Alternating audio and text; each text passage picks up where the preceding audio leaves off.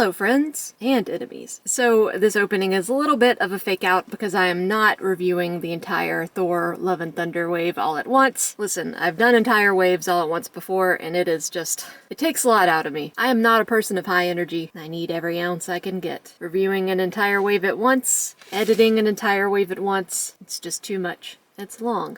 So I'm going to cut these up into pieces. Not literally, figuratively. Today, we are not looking at any of these aside from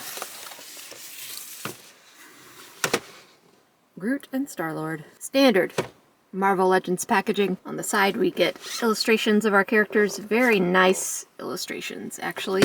I'd say actually, like, they aren't always all nice illustrations. Blurbs about the characters on the back, along with everyone else you get in the rest of the wave and the Korg Build-A-Figure. I am Groot. Warnings and such on the bottom. Don't give these to infants below the age of 3, or you'll be stranded in deep space. Probably. Let's open Groot first because I just really want to get to him. I'll be throwing all this packaging away.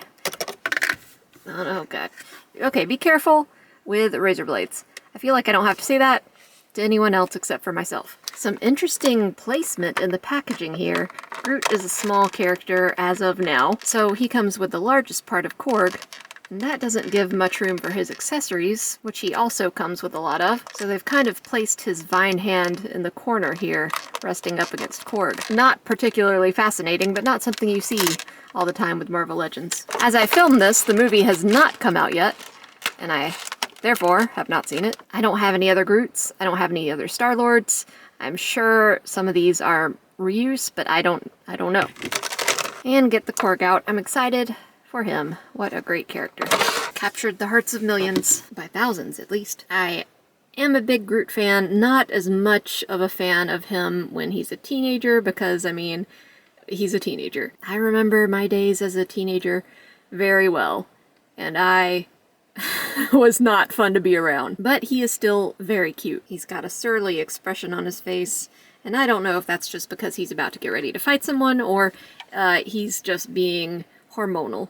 Trees have hormones? I guess this one does. Very nice woody sculpt. I love the touches of green here and there. Would really benefit from a dark brown wash, I think. But if you want to do that yourself, that's pretty easily achievable. I actually might be doing that. A lot of crags and grooves for the wash to get down into, just to pop out a lot of that texture. He's got some good movement too. For some reason I thought that he would have a neck pivot. I don't know why I thought that, but when I went to move his head and only his head moved, I was like, oh, that's it.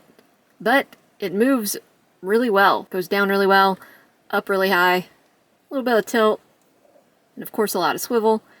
Love this joint here. Adds for some pretty dynamic movement. It's broken up by the sculpt, so it's not super noticeable. But where you have a torso swivel, you do not have a waist swivel. However, his legs are positioned as such to where they can do all sorts of crazy things. And I love his big old stump feet. They can move in all sorts of ways, and they are just really cute. So yeah, Groot is just a fun character, and he is a fun figure too. I wish I had an adult Groot figure, but this one will do. And of course, his leaves are rubbery and springy, and so are his hands. He'll also come with this trigger finger hand, which is good because he also comes with a gun.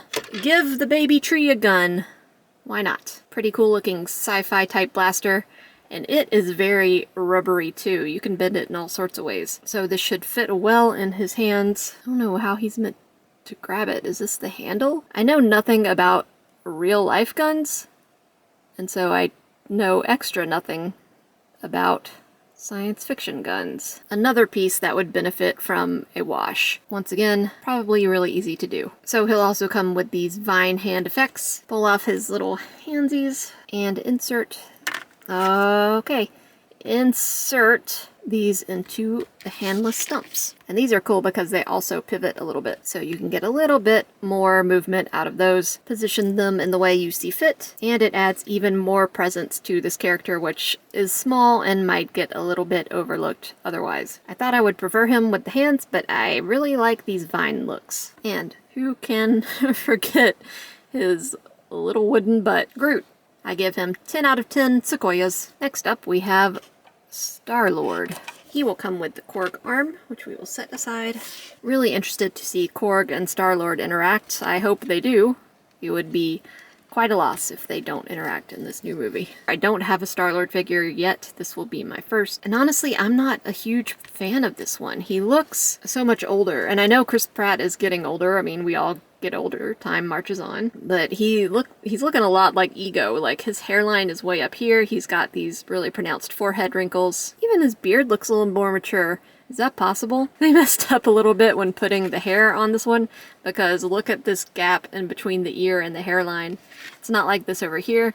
It is like this over here, and you can kind of tell where the hairline was supposed to be. They kind of messed up, and like you can even see where the beard suddenly begins. Whereas over here, it's coming down from the hair. So, his left side is a little jacked up. He went to the barber and just said, "Jack my shit up, fam," and they did. So I'll just try to ignore that throughout this review. Hopefully not everyone's figure is like that. But still, even without that abnormality, he's looking a lot like Ego. And I guess that makes sense, Ego is his dad. But I prefer the more classic Chris Pratt look. He's got on a cool vest underneath this coat. A sweet bandolier, love that touch of metallic across the buckles here. Nice metallic gold pauldrons. Amazing space fashion. Yeah, this figure has a lot of detail on it. I feel like I've looked at a figure recently that had boots like this with the straps across the tongue here and then buckles on top, but I can't remember what that would be. It might not have even been a Marvel figure. And I think I've seen people mention this before. He's got these peg holes on the side. Are they meant to fit his blasters on? I guess so. But there's not really a hole for them to plug into. So are you just supposed to hang them by the... Is that how you're supposed to do it? Could be totally wrong. I'm sure someone will tell me. But then you can see the sprue mark. Just like right there for everyone to see. And then if they're faced this way, then he's going to have to turn them around when he reaches in and pulls them out. So that doesn't make much sense. They should be going this way. So maybe like that. Oh, that makes a lot more sense. You see, we're problem solving together, except if you were here, you'd probably know all this stuff, and I'd be the one looking like an idiot. So in this case, I'm just looking like an idiot all on my own. That's what this channel is. That's what it is. But anyway, yeah, I like that. It makes the coat kind of splay out a little bit more, but otherwise it would be shaped like a, what would you call this shape? A manatee lord. Guys, I'm not drunk and I'm not high. This is just how I am, okay? That is all to say that he comes with his blasters, of course. I am a little bummed he doesn't come with his helmet. That's one of the reasons I like the Starlord aesthetic, is that cool helmet. This one does not come with that. But these are cool, got a little bit more detail than Groot's blaster. Got some gold right here. I really love Starlord's blasters. Cool stuff. His hands seem to be fairly rubbery, so they should grasp with no problem. Yep. I love it when figures don't make me work to put their accessories in their hands. Sometimes it's so much work that hurts your fingies.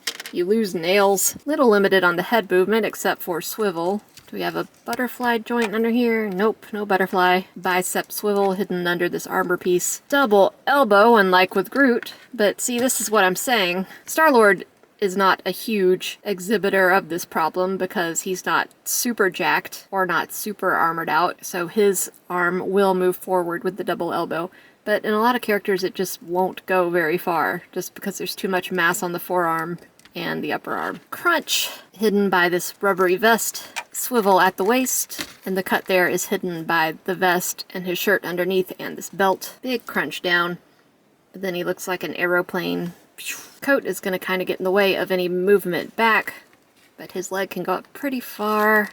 The side is a decent movement.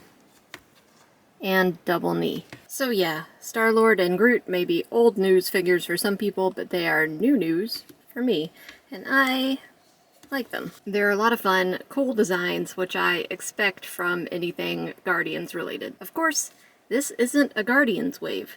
This is a Thor wave. And so, we still have all these to get through. So the next video exploring this wave, we will be unboxing Ravager Thor and Mighty Thors. 2 Thors for the price of 1. I mean, not really, because you still have to pay separately for them, and they are still both very different characters, but it's a saying, and I said it. So, until next time, thank you so much for watching. Likes and subscribes are very much appreciated. Comments are more than welcome, and I will see you guys on the next next one.